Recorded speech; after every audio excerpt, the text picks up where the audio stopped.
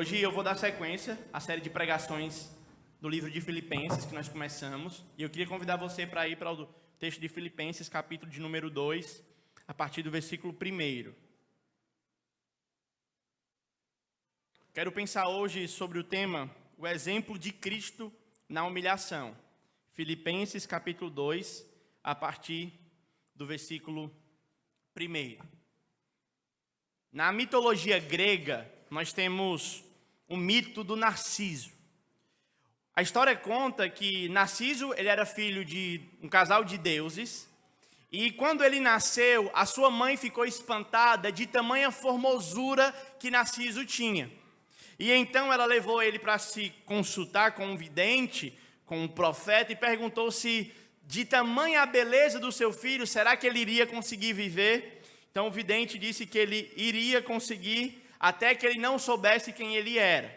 E Narciso então cresceu, se tornou um caçador, se tornou um guerreiro, e por onde passava, a beleza de Narciso encantava as multidões. As pessoas, ao olharem para Narciso, ficavam deslumbradas. E isso começou a despertar a atenção de muitas moças. Uma delas, chamada Eco, se apaixonou perdidamente por Narciso. Até que ela procurou Narciso, e ele então disse que não a queria, porque ele não achava que ela era digna do seu amor. Então ela jogou uma maldição sobre Narciso. E ela desejou que ele amasse alguém, mas amasse tão perdidamente, e essa pessoa não o quisesse, essa pessoa fosse impossível esse amor, e Narciso passasse então a morrer por conta disso. E de fato aconteceu. Narciso se apaixonou. Mas ele se apaixonou porque certa vez ele estava caçando e chegou na beira de um rio, e quando ele abaixou-se para beber água, Narciso viu a si mesmo. E quando ele viu a si mesmo, ele ficou encantado com a sua beleza. E ele então quis entrar dentro da água por tamanha beleza dele, e acabou então se afogando. Narciso morreu por se amar demais. Pouco tempo depois, pegaram o rio chorando. Enquanto o rio chorava, as árvores diziam: não chora, rio, não chora a partida de Narciso. O Narciso só via até a tua margem para poder contemplar a si mesmo. Mas o rio falou para as árvores e para as plantinhas lá da floresta: quando Narciso se agachava, se aproximava para ver a si mesmo, nos olhos de Narciso, eu poderia ver a minha margem. O rio também era narcisista. Todos nós somos narcisistas. E é sobre isso que eu quero conversar com você nessa noite. É sobre um pecado chamado ego, que é capaz de nos matar. É quando nós temos uma visão tão elevada de nós mesmos, que nós estamos dispostos a mergulhar em profundas águas, ainda que essas águas nos matem. E o texto que nós temos diante de nós é uma palavra de confrontação, a tirarmos a nossa vida do centro, a deixarmos de ser ensimesmados e a considerar mais o Senhor, o nosso Criador e o nosso próximo. Filipenses capítulo 2, versículo 1, diz assim: se há, pois, alguma exortação em Cristo, alguma consolação em amor, alguma comunhão do Espírito, se há entranhos afetos e misericórdia, completai a minha alegria, de modo que pensei a mesma coisa, e tenhais o mesmo amor, sejais unidos de alma, tendo o mesmo sentimento. Nada façais por partidarismo ou vanglória, mas por humildade, considerando cada um superiores a si mesmo. Não tenha cada um em vista o que é propriamente seu, senão também o qual é dos outros.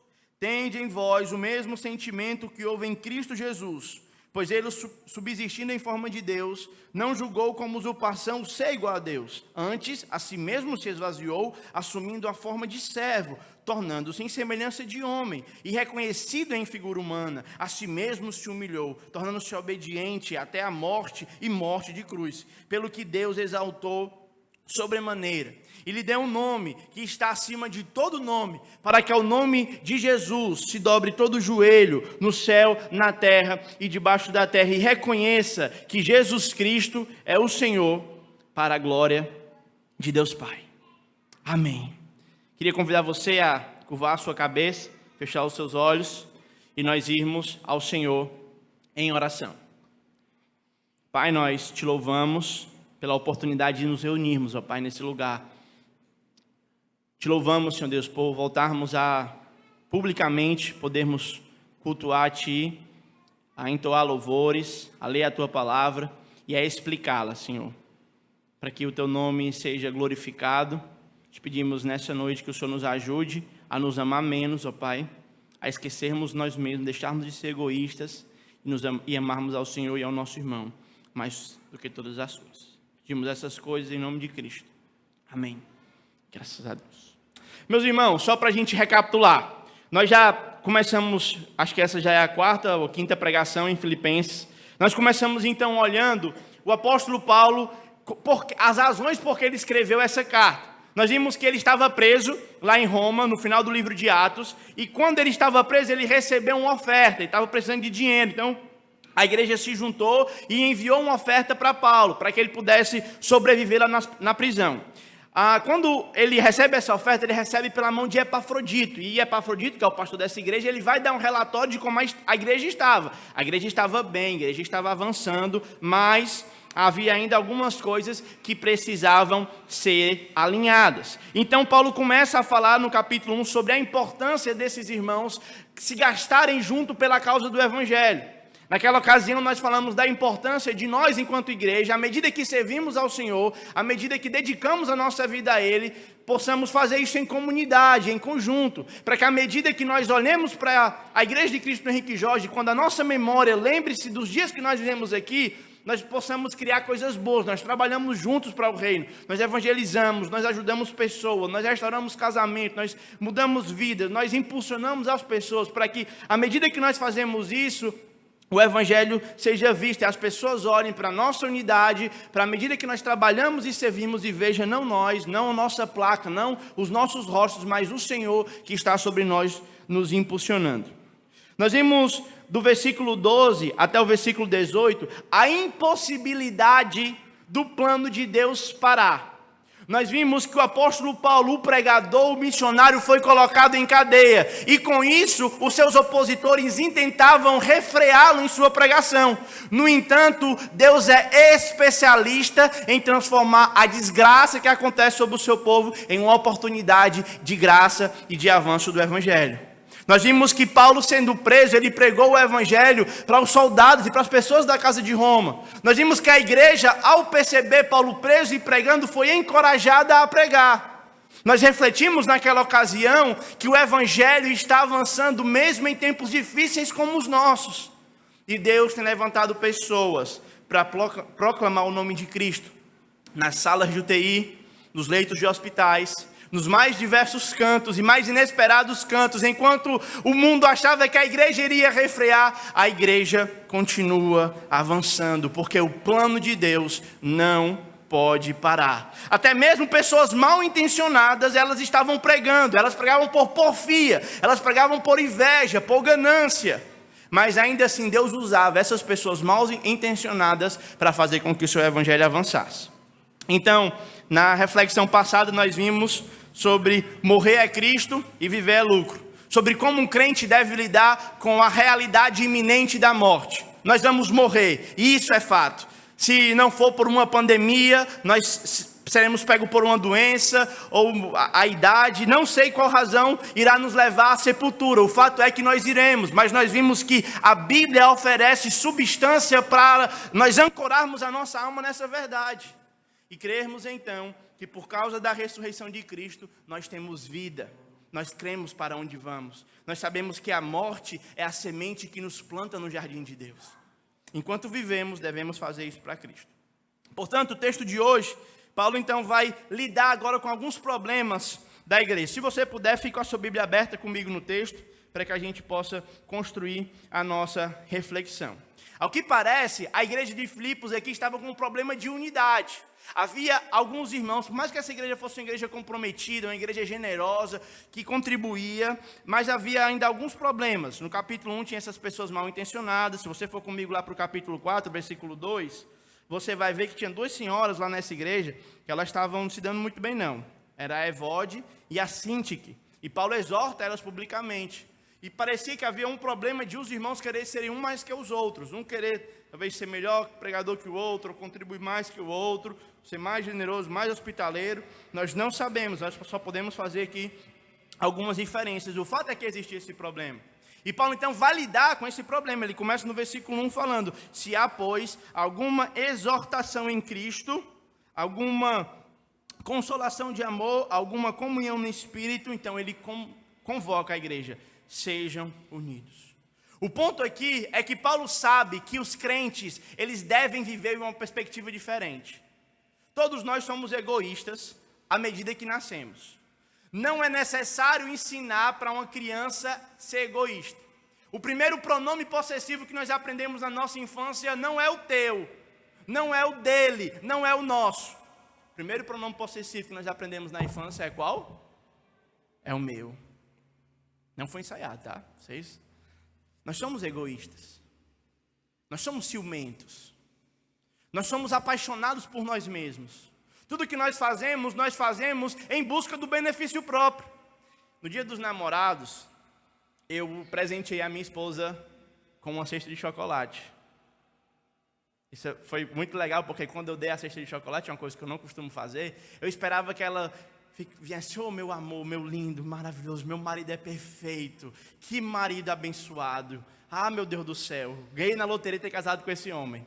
Ela olhou para mim e falou: obrigado, gostei. E eu fiquei frustrado, porque eu percebi que eu não estava dando presente para ela, porque eu queria agradá-la, ou satisfazê-la, ou vê-la feliz. Eu percebi que eu estava presenteando para que ela pudesse melhorar a visão que ela tinha acerca de mim mesmo. Um egoísmo que estava dentro do meu coração. Uma sede de ser amado, uma sede de ser percebido, uma sede de ser notado. É isso que as pessoas estão fazendo nas redes sociais. Nós somos a geração do selfie. Nós temos uma vida pública e Deus me livre de passar por essa experiência sem que nós sejamos notados. Mas o Evangelho nos convida a tirarmos a nossa vida do centro do palco e colocarmos um propósito maior, a esquecermos de nós mesmos e lembrarmos do Senhor que nos salvou. Como diz a canção dos Arrais, o cristão deve ter a convicção de querer que o nome dele morra com o corpo dele, mas que o de Cristo permaneça. O cristão deve ter uma intenção semelhante à de João Batista, e fazer as coisas não para que ele seja visto, mas para que ele seja, Cristo seja engrandecido através da vida dele. Nós somos chamados a ter o ministério do holofote. Sabe o que é o ministério do holofote, irmão? O holofote, ele não traz luz para si mesmo. O holofote só faz sentido quando ele ilumina a vida de outro, quando ele aponta para outro. E nós, como os cristãos, somos convocados a lançar luz, primeiramente, no nosso Senhor Jesus Cristo e depois nos outros. Se você for ler a psicologia pop, a psicologia popular que é difundida nas redes sociais, ela vai dizer que para que você possa amar o outro, primeiramente você deve se amar. Quantas e quantas vezes nós não já vimos pessoas dizer que o problema dela é porque eu sou muito besta, é porque eu não me amo. O problema para os meus problemas é que eu preciso me amar mais, eu preciso me colocar mais em primeiro lugar. Se você acredita nisso, você é no mínimo ingênuo. Desde que nós nascemos, nós somos completamente apaixonados por nós mesmos. E nós precisamos aprender a lidar com isso. Vocês lembram lá, né, do Freud? Ele falou do ego. E o ego em Freud é esse controlador, essa baliza que vai gerar equilíbrio entre o superego, que é as influências que nós recebemos da cultura, e o id, que são os nossos impulsos mais bestiais, os nossos impulsos mais animais. Por isso que quando alguém ele não consegue controlar os seus impulsos, ele é chamado de id. Não precisa completar, tá bom? Porque é a capacidade que ele perde de refrear as suas paixões, os seus desejos. Nós sempre estamos no centro. Sempre as pessoas estão tentando dizer que nós somos importantes, que nós temos valor, mas nós precisamos voltar para as Escrituras e perceber que nós somos passageiros, nós somos pequenos. Mesmo diante da eternidade, o nosso tempo de vida é pequeno. O mais velho entre nós deve ter 80, 90, no máximo 100. Nós vivemos em um mundo por mais de 10 mil anos. Segundo alguns darwinistas, fala-se até em milhões. Por que nós temos uma visão tão elevada de nós mesmos? Por que nós achamos que somos o centro da galáxia? O que Paulo está combatendo é exatamente isso. E essa é a razão da desunião da igreja de Filipe. É uma visão elevada que os irmãos têm de si mesmo. Toda briga, toda rixa, todo problema, ele surge quando você não aprende a lidar com a paixão que você tem por si mesmo. E Paulo está dizendo que a razão pela qual nós temos que lidar com o amor exacerbado por nós mesmos, para nós não sermos como Narciso, é primeiro, a exortação de Cristo Jesus. A palavra exortação é que dá uma ideia de palavra de consolo. E já no início Paulo está dizendo, olha, vocês não podem ser desse jeito. Vocês têm que ser diferente, porque o Senhor de vocês é diferente. Ele os consolou de outra forma. Ele que era o Senhor do universo, ele que era grande, excelso, grande em glória, força, poder e majestade, ele se fez pequeno. E por conta então da sua morte na cruz, nós somos consolados, nós somos reconciliados. E tudo o que nós temos é nos dado. Nada, irmãos, absolutamente nada que você tem é porque você merece. Tudo que você tem é graça.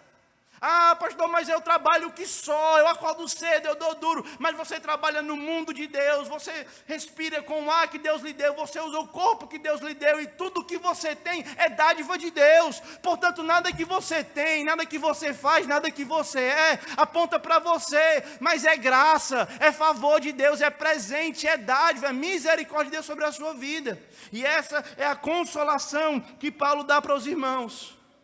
Se consolem, porque tudo que você tem foi dado por Deus. Tudo, tudo, tudo. Depois ele vai falar que existe um relacionamento de amor. E o vínculo que nos une é quando nós redirecionamos o amor que estava destinado para nós. Agora nós direcionamos ele para outra pessoa, para o irmão que está do nosso lado. Se você puder ir comigo para Colossenses, capítulo 3, versículo 14. Colossenses, capítulo 3, versículo 14. Diz assim: acima de tudo, em todas as coisas que deve ter numa igreja, em todas as coisas que deve ter na relação, à medida que vocês vivem, acima de tudo, esteja o quê? O amor, que é o vínculo do quê? Da perfeição. Só faz sentido sermos igreja se nós nos amarmos por causa do amor de Cristo. Nós somos pessoas de origem diferente, de idade diferente, de preferências diferentes, de convicções diferentes. E a única saída para que nós possamos viver em comunidade, expressando o amor de Deus, como diz a canção, é nos amando. E isso de forma intencional. Você precisa querer amar as pessoas. O amor não é um sentimento subjetivo. O amor que Paulo está falando, o amor do Novo Testamento, é uma decisão. Ah, mas eu não fui com a cara de fulano. Ah, mas eu não vou com a cara de cicrano. No meu trabalho, na faculdade, na escola. O ponto é que nós não temos essa opção. Nós somos crentes, irmãos. E como crente, Deus também não deveria ir com a nossa cara. Mas ele não olhou para isso, ele lidou com graça, ele lidou com amor. Portanto, acima de tudo, devemos amar, porque o único vínculo da perfeição é o amor, gente. É o amor. Se nós não nos amarmos, nós vamos nos degladiarmos. Se nós não nos amarmos, nós vamos nos ferirmos. Se nós não nos amarmos, nós vamos nos machucarmos. Se nós não nos amarmos, nós vamos sempre ficar chateados quando as nossas preferências não forem atendidas. Mas se nós amarmos, nós estaremos perfeitamente vinculados uns aos outros. Vai comigo para 1 de Pedro, capítulo 4, versículo 8. Só que ele vai dizer, ó, acima de tudo, porém, tenha um amor o quê? Intenso, uns para com os outros, porque o amor cobre a multidão de pecados. Qual é a forma de nós cobrirmos o mar de egoísmo que nós estamos mergulhados? Amando os outros, nos dedicando para os outros. 1 João capítulo 4, mais um pouquinho na frente, versículo 10. 1 João capítulo 4, versículo 10. Nisto consiste o amor, não em que nós tenhamos amado a Deus, mas em que Ele nos amou e enviou o Seu Filho pela propiciação dos nossos pecados. Pode passar. Amados, se Deus de tal maneira nos amou, devemos também nós amarmos uns aos outros. O texto segue, e mais na frente ele vai falar que aquele que eu estou sem óculos aqui, esqueci a passagem. Tá ali, né? Estou vendo aqui. Mas mais na frente ele vai dizer, e eu vou ficar devendo a referência para vocês, que aquele que não ama o seu irmão como Deus o amou, é uma demonstração que ele pode ser um filho do diabo. Isso é um negócio muito sério, é o texto que está dizendo. Tá bom? Então cuidado com isso, nós vamos precisar nos amar, para a gente não ser, né, acusado de filho do diabo aí, ou então agindo como tal. Efésios capítulo... Armária, né? Filipenses capítulo 2, vamos voltar aqui para o nosso texto. Então, agora o apóstolo Paulo vai falar de uma comunhão do Espírito. Essa unidade, ela é gerada, a liga que traz esse amor e essa unidade na igreja é o Espírito Santo. À medida que nós nos imergimos no Espírito, que nós buscamos o Espírito, nós vivemos no Espírito, dando vazão muito mais aos frutos do Espírito do que aos frutos da carne, então nós vivemos essa comunhão. Então ele vai dizer que nós temos esses entranhos, afetos e misericórdias. E a ideia de misericórdia aqui, irmãos, é muito importante, porque a misericórdia é não tratar o outro como merece. Eu estaria perdido se os irmãos me tratarem como eu mereço, porque eu não mereço o amor de vocês. Nós não merecemos o amor uns dos outros, porque nós somos falhos. Nós vamos frustrar uns aos outros. À medida que nós nos aproximamos, à medida que os nossos laços se intensificam enquanto igreja, é natural que nós machuquemos uns aos outros. E você precisa saber lidar com isso também. Porque a igreja não é um ambiente utópico, perfeito, onde só tem gente santa e boa e maravilhosa. E aí, às vezes as pessoas ficam criticando a igreja porque a igreja me feriu, a igreja me machucou. Mas é o que a igreja vai fazer. Ela é pecadora, ela é composta por pessoas que são pecadoras. Mas à medida que nós amamos e somos misericordiosos, nós não tratamos os outros da forma como eles merecem. Isso é graça. Isso é graça. Então Paulo vai dizer, fazendo isso vocês vão completar a minha alegria. Fazendo isso, sendo unidos, eu vou ficar satisfeito com vocês. De modo que vocês pensem a mesma coisa. E aqui não é um cabrecho que o apóstolo quer colocar na igreja para que a igreja seja um bando de bitolado, tudo pensando a mesma coisa. É que eles tenham o mesmo objetivo e que eles saibam negociar o que são coisas secundárias e olhar para aquilo que nos une, focar mais naquilo que eles têm em comum do que nas diferenças que eles têm. É o que o apóstolo Paulo está falando aqui no texto. Mais adiante, o texto vai falar que ele pede para que eles sejam unidos de alma, que nada faça por partidarismo, por preferências, por vanglória, para que as pessoas lembrem de você, para que as pessoas vejam você fazendo isso ou aquilo outro, mas por humildade. E a grande ferramenta da humildade é considerar o outro superior a ele mesmo. Considerar o outro superior a ele mesmo. Irmãos, nós precisamos tratar o nosso coração em relação a isso. Nós precisamos aprender a considerar os outros superiores a nós e a nos entendermos como servo. E agora, entrando no capítulo 5, Paulo vai dizer o que ele espera, e agora ele vai dizer por que ele espera. Por quê? Porque o Senhor a quem nós dizemos servir, Ele foi um exemplo para a gente. Um exemplo de humilhação. E Ele fala: tenham em vocês o mesmo sentimento que houve também em Cristo Jesus. O desejo que deve estar no coração de vocês, a verdade que deve estar no coração de vocês, o apóstolo está dizendo, é o mesmo sentimento que houve em Cristo Jesus. E qual foi o sentimento que houve em Cristo Jesus? Ele era Deus, o Deus eterno, o Deus imortal, o Criador de todas as coisas. E não somente o Criador, mas aquele que sustenta todas as coisas com o poder da sua palavra. Às vezes nós deixamos de nos encantar com a pessoa de Cristo, pois nós não entendemos quem Cristo é. Às vezes nós entendemos que Cristo como Criador, Ele criou o mundo e como um relojoeiro, programou, deu corda e o mundo ficou funcionando. Mas quem é que vocês acham que faz o sol nascer e se pôr todos os dias? Quem que vocês acham que traz o vento do norte, o vento do sul? Quem que vocês acham que faz o mar ficar limitado até a barreira do sol, até ali a barreira da terra? Quem você acha que faz as milhares de rosas desabrocharem todos os dias pela manhã? Quem que vocês acham que todos os dias alimenta os passarinhos, que cuida dos animais, que preserva toda a criação? É o Senhor. A cada dia Ele está fazendo isso e Ele é Deus glorioso. Ele é o Deus que os anjos se prostram para Ele. As criaturas celestiais, criaturas perfeitas, elas ficam estarrecidas, encantadas diante de Cristo. E Ele, com toda essa glória, com toda essa majestade, Ele não ficou se gloriando. Até porque se Ele se gloriasse, a glória dEle não seria vã, seria uma glória de fato. Mas mesmo tendo glória de fato, Ele não usou como usurpação o ser igual a Deus. Antes Ele se esvaziou. Ele se despiu da sua glória. Ele se fez homem, se fez servo. E se tornou, então, como um de nós. O Senhor Jesus foi humilhado. A humilhação de Jesus não começou na cruz do Calvário. A humilhação de Jesus se tornou quando Ele tomou forma. A humilhação de Jesus se tornou quando Ele sentiu fome.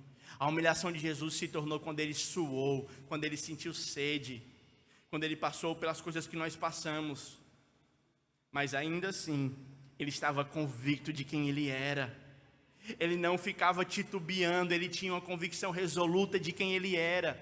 Quando Satanás veio tentá-lo, se tu és o Filho de Deus, manda que essas pedras transformem em pães. Eu estava pensando, se fosse eu tinha transformado, era o diabo em pão, com o poder que Jesus tinha. Quando o diabo mandou Jesus pular do templo, Jesus tinha saído voando, ou então fazer que nem a cena do Superman, né, que ele pula e desce destruindo tudo, assim, em cima da cabeça do diabo. Ele tem poder para fazer isso, mas ele não precisava mostrar para ninguém quem ele era, porque Jesus não tinha crise de identidade, ele estava convicto de quem ele era. Por que muitas vezes quando as pessoas falam mal de você, quando as pessoas falam coisas de você que você sabe que não é verdade, por que isso lhe incomoda tanto? Talvez você não esteja convicto ainda de quem você é. E quanto mais convicto de quem nós formos, então nada que falarem de nós irá nos abalar. Se a pessoa falar mal de você, irmão, você tem que dar glória a Deus que ela não lhe conhece a fundo. Se a pessoa falar mal de mim, eu tenho que dar glória a Deus porque se ela me conhecesse mesmo que nem aqueles me conhecem, ela falaria pior. Mas Jesus não era assim, Ele era perfeito. Mas Ele não passou por crise de identidade, Ele se esvaziou. E Ele foi descendo até a mais profunda vergonha da terra, até uma morte de cruz. Para vocês terem ideia, Ele foi condenado. E na fortaleza Antônia foi chibateado pelos soldados romanos. Seu chicote era de couro com as pontas de osso. Então, à medida que ele apanhava, o couro era tirado, ele sofria muito. E as pessoas zombavam, elas não somente agrediam fisicamente Jesus, mas elas zombavam, elas o amaldiçoavam. Elas botavam um pano no olho dele e diziam: tu não é mesmo profeta? Pois profetiza quem foi que te bateu. Mas Jesus, ele não tinha crise de identidade, ele foi fiel até a morte de cruz. Só que aí, irmãos, no versículo 9, nós temos uma mudança, nós temos uma ascensão. Agora nós vemos, pelo que também, por causa da obediência, por causa da firmeza, por causa da perseverança de Cristo, Deus o exaltou e lhe deu um nome que está acima de todo nome. Por conta da sua humilhação. Veja, se você é crente, você precisa entender que sofrimento e glória andam juntos. Ninguém passa por glória sem passar por sofrimento. Esse é o plano de Deus. Olha para Moisés, olha para Davi, olha para Jonas, olha para Jeremias, para Isaías, para João Batista, para Cristo, olha para todos os apóstolos que foram glorificados, eles passaram por sofrimento. Se nós queremos sermos gloriados com Cristo, nós precisamos estar dispostos a padecermos com Cristo. E o padecimento que eu estou falando não é nem das calúnias que nós sofremos. O padecimento que eu estou falando é da morte do nosso eu. É da morte do narciso que habita em nós. É da morte dessa visão alta e elevada que nós temos de nós mesmos. Assim Deus irá nos exaltar. E foi o que Ele fez com Cristo. Deus deu um nome que está acima de todo nome, para que ao nome de Cristo se dobre todo joelho, no céu, na terra e debaixo da terra, e toda língua confesse que Jesus Cristo é o Senhor, para a glória de Deus Pai. Isso é que vai acontecer, irmãos. A morte de Cristo na cruz, ela deve transformar a nossa forma de lidar com o relacionamento. A morte de Cristo na cruz, ela não somente redime a gente dos nossos pecados e nos livra da ira vindoura, mas ela tem impacto hoje. À medida que nós nos relacionamos enquanto igreja, enquanto marido, enquanto mulher, enquanto empregada, enquanto aluno, enquanto o que seja, você não pode lidar como as demais pessoas.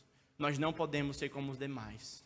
Nós temos que considerar os outros superiores a nós, por causa do nosso Senhor. Amém? Amém. Queria então relembrá-los que a morte de Cristo, ela perdoa os nossos pecados. Se talvez você que está aqui nessa noite ainda não reconheceu Cristo como seu único e suficiente Salvador, você deveria fazer isso hoje. Arrepender-se dos seus pecados e entregar sua vida a Jesus. Venha a Cristo. Todo joelho se dobrará. Uns se dobrarão porque amam, porque reconhecem de forma voluntária, e outros se dobrarão tão somente porque Ele é Senhor. Ele é o Kyrios, o Rei dos Reis, o Senhor dos Senhores. Eu espero que todos nós estejamos naquele dia com os nossos joelhos dobrados de forma voluntária. Que Deus abençoe os irmãos. Amém?